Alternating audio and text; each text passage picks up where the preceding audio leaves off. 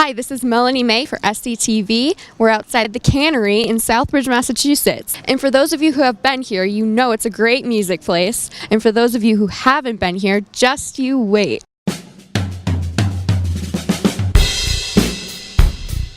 The Cannery is an acoustically sound music hall right here in Southbridge. We host live acts, tribute acts, all sorts of bands regionally touring. So most of the stuff we're doing is recognizable tributes that a mature audience will appreciate.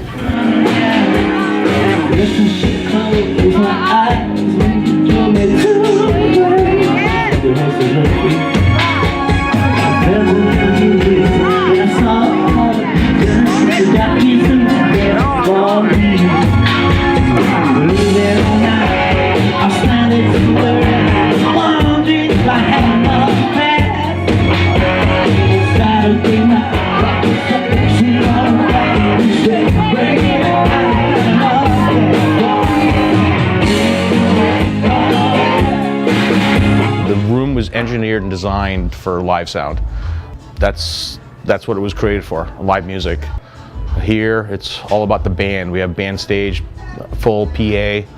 Band walks in, they don't have to bring anything but their equipment, their backline drums, and they plug right in and play to a fully equipped PA system, fully digital PA system, and a light show. And they don't have to pay for any of that.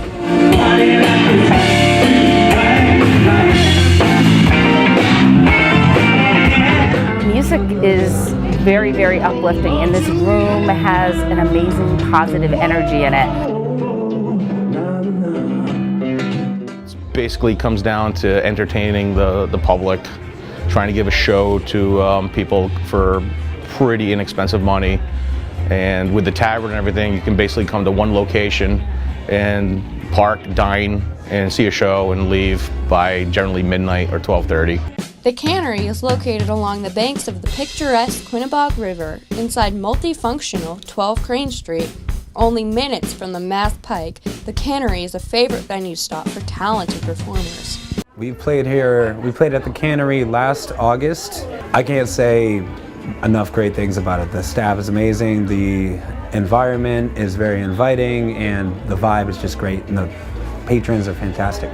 All right, you might as well, I'll take your vocal while you're right there.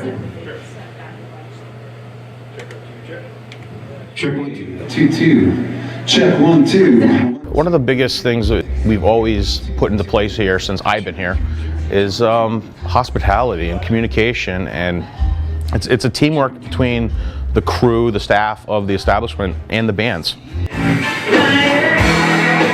Keys, Jeff.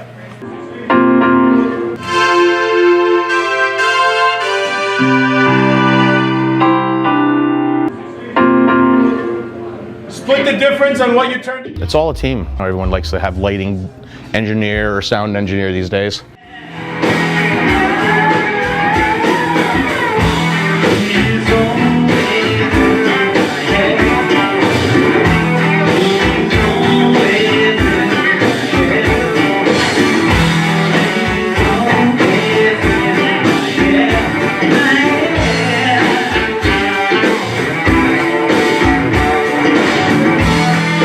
All of the bands, no matter whether they're big, small, or indifferent, when they come here, they praise the sound of the Cannery. Initially, we had Bill Ryan, who was the sound man from Boston, and Lionel Richie. Bill Ryan travelled the world with Lionel Richie doing his sound.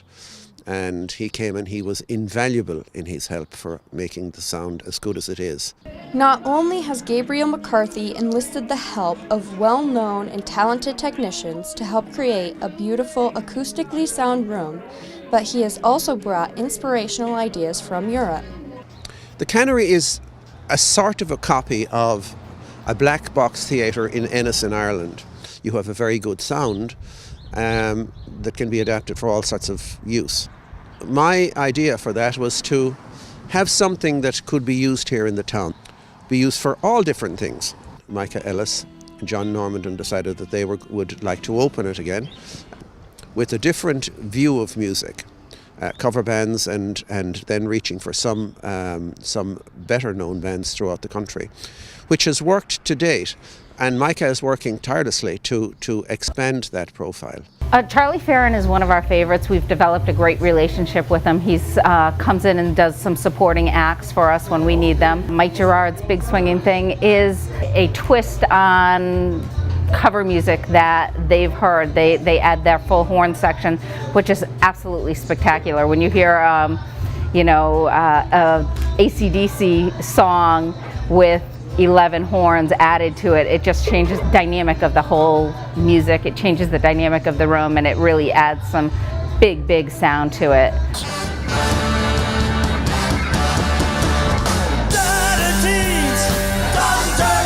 All right, thank you for speaking with us. Can you just tell us a little bit about your thoughts on the Cannery so far? Oh, the Cannery, it's a great club. We've been here before.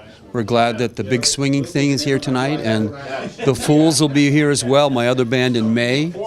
And, this is the kind of place that's keeping not only local music, but national acts alive, and it's great. It's great.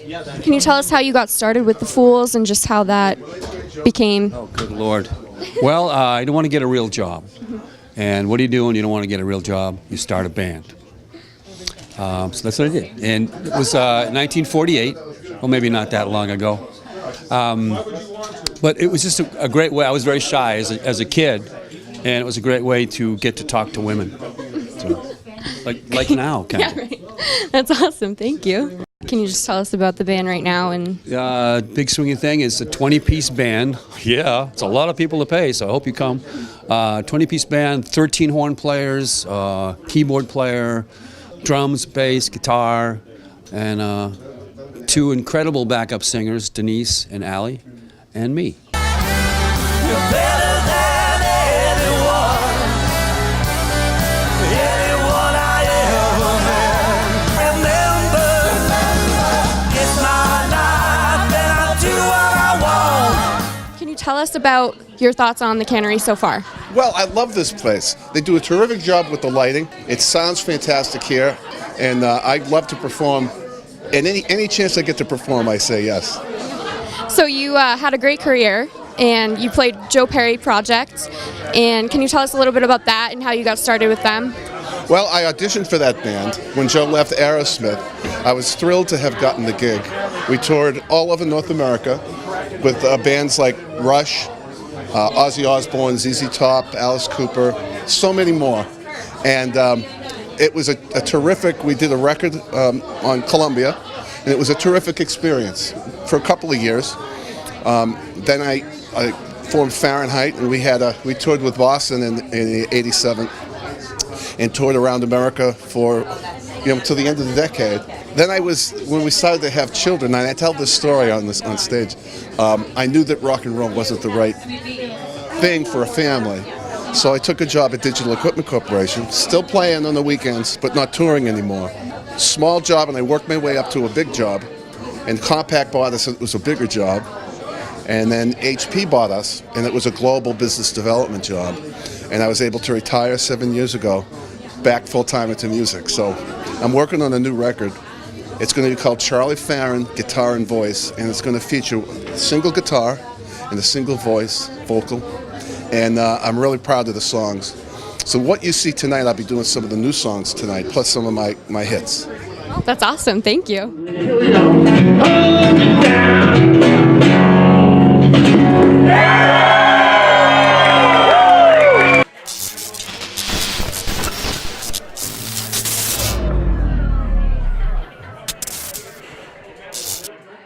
The Dark Horse is an American pub cuisine. We're concentrating on craft beer and craft burgers. We've introduced prime rib. We've got some fantastic ribs. So all of the food is really good. It's a comfortable environment. Seats about 50 people at a time. So on Cannery nights, it does get a little bit hectic and busy in there. On Wednesdays and Thursdays, it's a lot of fun. It's very comfortable. And a lot of the local people in the community come and support the tavern on those nights. In addition to the Cannery, it's a destination for many other things. Like, for example, in this room here, this is going to be our new gallery. Take a look out the window. You've got all the scenes on the Quinnebog, another beautiful part of Southbridge. This, for example, in here, these are all parts of the American Optical Museum. This is our new bar here, and once again, everything is tied in. These old cases came from the AO when they were dismantling. So here we've got some new lights and whatever else, and we're expanding with a new counter shortly. Very fun. We can't forget, in this section is Guaguanco, a restaurant, which is a form of dance in Cuba and Puerto Rico. And they have a very fine Cuban cuisine. It's doing very well. And here we have a metaphor in wood by John Ferrara. These are the old pipe organs from the town of North Dana, which was flooded to make the Quabbin Reservoir. So what are your future thoughts for this area? Well, this room is the eating area for Bongo's Bar. But we're going to expand the gallery into this room, so we have an exhibition every couple of months to start with of local artists in New England. Hopefully we'll introduce graphic art. These are images of John Ferrara's Birds Out the Back. At various stages, this is when we were building up rust on them, and then we'd lacquered it and whatever. And this has been admired by many people, and some others were wondering what were we doing with the pieces of scrap on the outside of the building. But I think it's beautiful. I love them. Very beautiful. You know, the world is our oyster if we can get it working. We're going to obviously work with all of the local artists here in Southbridge. Well, here we are in the Cannery, which when I walked in here, first of all, I thought this was an amazing space. The reason it is the Cannery is because this is where the cans of dog food were stored. They were stored here, and there was an elevator going upstairs, and they were stored upstairs where the AO Museum is. It reminded me of my youth on a visit to Munich one time when I saw the Little River Band, Bob Marley and Fleetwood Mac in concert in a much bigger space like this, but the sound was phenomenal, and I thought to myself, here it is, we've an opportunity to do something here in Southbridge, and we made this with Bill Ryan doing the sound in the walls. As you see, there's the artwork that John Ferrara has done on the wall, which is part of the sound. And all the other thing, this is what we have. We have this musical hall now. We have bands from all over the United States here, coming here. We have people coming from Connecticut, Massachusetts, Rhode Island. They seem to love the place. Gabriel McCarthy had this vision. He wanted to bring this to the community. He wanted to bring an arts complex to the community, and he worked really hard to do that. Takes a lot of effort and a lot of work, and he's allowed us, the crew in here, the opportunity to facilitate his vision. So the team in this room each has a very distinct and unique role. It will not operate without any of the pieces moving. We all have to move together and cooperate in order to make a successful night. But at the end of the day, I think we have fulfilled Gabriel's vision, and we appreciate the opportunity to have been able to provide that for him. Right now, I have, honestly, the rest of 2018 is completely booked. 12 Crane Street with the Dark Horse and the Cannery Music Hall is essentially a destination for a nighttime entertainment. I am so happy to be part of this. I'm so proud to be associated with John and Micah and all the others who made this vision come true. Thank you so much for talking to us, the visionary of 12 Crane Street and the Cannery, Gabriel McCarthy. Do yourself a favor and come out to the Cannery. 5, 4, 3, 2, 1. It's not unusual to be loved by anyone.